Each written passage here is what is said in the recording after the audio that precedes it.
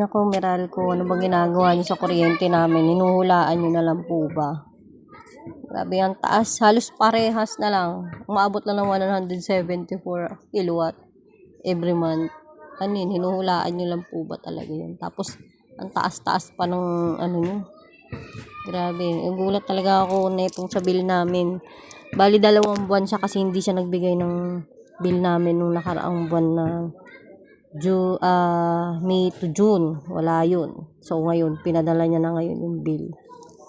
Yan, nakakagulat na nakakaiyak talaga yung bill namin. Sobra. Yan ba naman. Magugulantang talaga kayo sa bill namin. Ayan o. Tingnan nyo o. O, 2 bill. Abot 5.8. Ha? 5.8. Yan.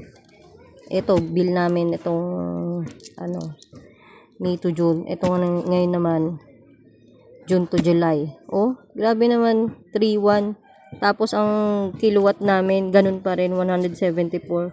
Tapos pag dinivide nyo po yan sa 174 itong 3.1 3.146 umaabot ng magna 19 pesos total yung per kilowatt na nila ngayon. Per kilowatt ng kuryente. Grabe. Ano yun? Laging 174 ang namin ng kuryente pero mas tinaasan nyo pa ng naging 3.1. 3.2. Ano yun? Pag kinumpute mo yung 2.5 85 niya nung nakaraang month. Tapos 174 din yung namin nun na konsumo. So pumapatak ng 14.8 85 ganyan ang per kilowatt. Tapos ito ng July, June to July, yan na naman yung namin, konsumo 174. So i-divide natin yun sa itong 3.1 46.51 ay 53 divide 174 ulit kasi yun na naman yung reading nila. Parang inuhulaan na lang nila.